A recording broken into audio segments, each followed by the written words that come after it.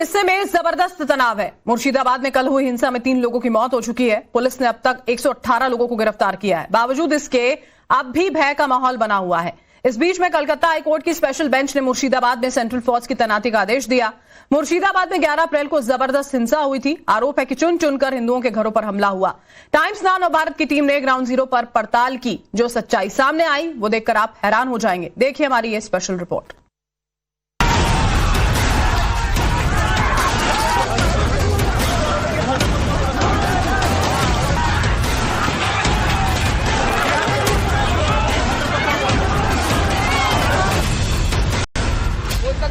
एकदम बोले खोलो गेट तक तोड़ने की बहुत कोशिश किया, लेकिन हम लोग रोक गए थे, लेकिन रोक नहीं सके हम लोग। पहले हमको हट गए, उसके बाद कोई प्रोटेक्शन नहीं मिला हम लोग को।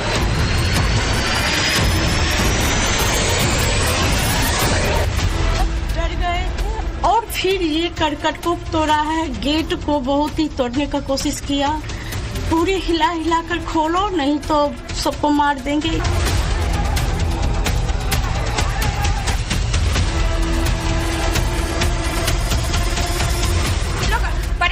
बहुत है, हम लोग नींद में ना, खाना पीना सब हराम हो गया।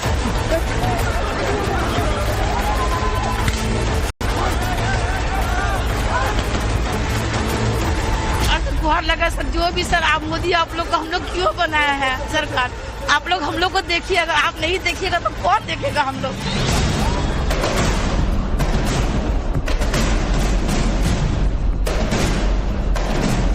जो anti Hindu targeted violence Bengal के अंदर हो रहा है, इसको ममता बनर्जी का संरक्षण है।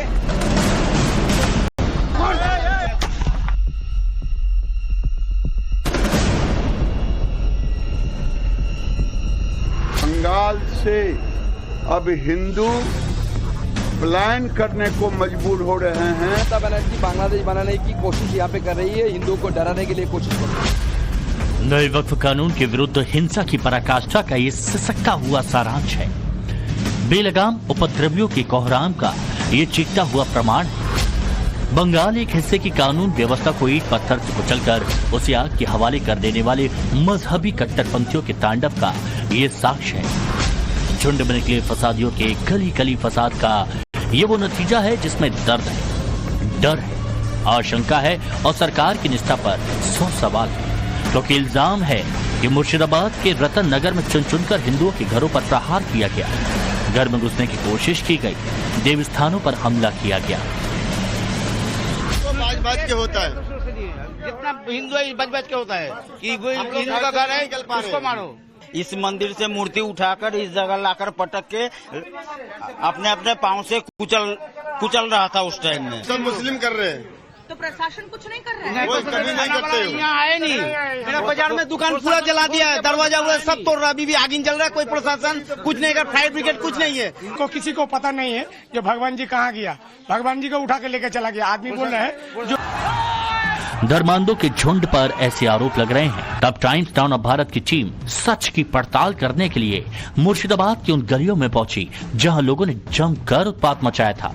हमारी टीम ने ये जानने की कोशिश की कि क्या वाकई मुर्शिदाबाद में चुन चुनकर हिंदुओं के घरों पर हमला हुआ, कि जब लोग तांडव मचा रहे थे तब ममता की पुलिस क्या कर रही थी? कि मुर्शिदाबाद में हुई हिंसक साजिश का मास्टरमाइंड आखिर कौन है?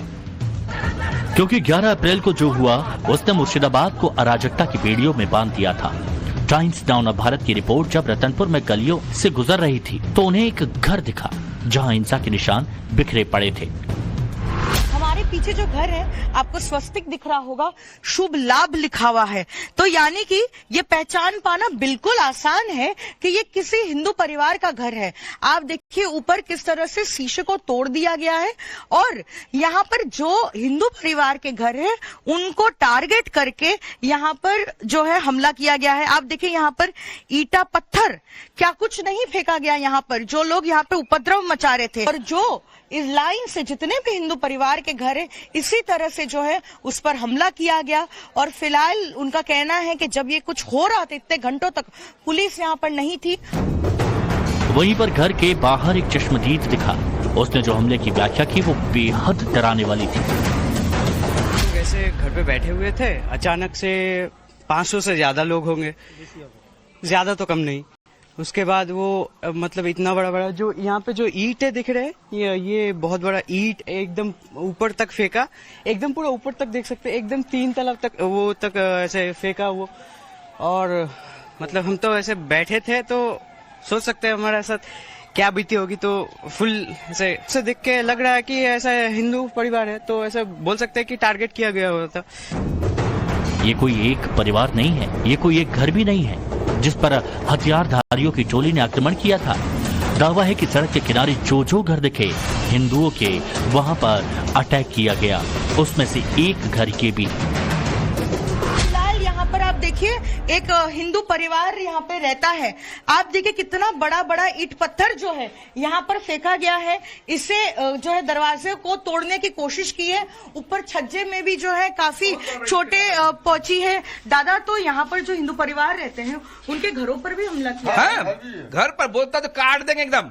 बोले खोलो गेट, तोड़ने की बहुत कोशिश किया, लेकिन हम लोग रोके ही थे, लेकिन रोकने नहीं सके हम लोग। बोले हमको हट गए। उसके बाद कोई प्रोटेक्शन नहीं मिला हम लोग को पुलिस का। बोलते बोलते रह गए हम लोग, लेकिन कोई उपाय नहीं मिला हम लोग को।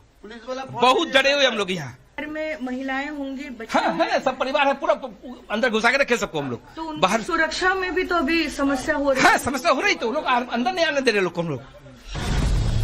जब ये ईंट और पत्थर फेंककर दरवाजा तोड़ा जा रहा था, घर में घुसने की कोशिश की जा रही थी, तब घर के अंदर की छिपी महिलाओं की सांसें कैसी अटकी थीं, वो सुनिए। में बहुत ही ईंटों की बारिश हुई है। मेरा बेटा यहाँ खड़ा, मैं यहाँ खड़ी, सब डर गए थे। और फिर ये करकट को तोड़ा है, गेट को बहुत ही तोड़ने का कोशिश किया। पूरी हिला हिला कर खोलो नहीं तो सबको मार देंगे, इस तरह किया है। पहली बार ऐसा हुआ, पहले हुआ होगा, लेकिन हम लोग जब से यहाँ पे है ये पहली बार हुआ है। ऐसे बोल रहा है कि महिला लोग को काट देंगे, कैसे हम लोग को ये सोचना है कि सरकार हम लोग की सुरक्षा के लिए क्या बंदोबस्त किए हैं, हम लोग कैसे रहेंगे। क्या हम लोग यहाँ घर छोड़कर सभी लोग चले जाए यहाँ से? नुकसान बहुत है, हम लोग नींद में खाना पीना सब हराम हो गया है। हम देख रहे थे आपके घर के बाहर ताला लगा हुआ है, क्या बाहर जाने में भी डर लग रहा है? हाँ, हम लोग निकल नहीं पा रहे हैं, ना पीछे जाने, रूम में कैद हैं, और वो भी लग रहा है कि हम लोग को रूम में आकर कुछ ना कर दे। तो ये पूछना चाह रहे हैं सरकार से कि महिला लोग का सुरक्षा यही देंगे क्या? हम लोग जिएंगे नहीं? देखिए आंखों में आंसू है। ये परिवार में जो महिलाएं हैं वो कह रही हैं बाहर नहीं निकल पा रही है। अगर कुछ जरूरी सामान भी चाहिए तो पिछले 2 दिन से वो अपने रूम में बंद है और ऐसी परिस्थिति है। अंदाजा लगाइए कि क्या हालात होंगे, और ये हालात तब हैं जब सत्ता की अट्टालिका पर दीदी विराजमान है, ममता बनर्जी। मगर इल्जाम है कि मुस्लिम वोट बैंक की गरज बस्त दीदी इस पर चुप्पी की चादर तान कर सो रही हैं।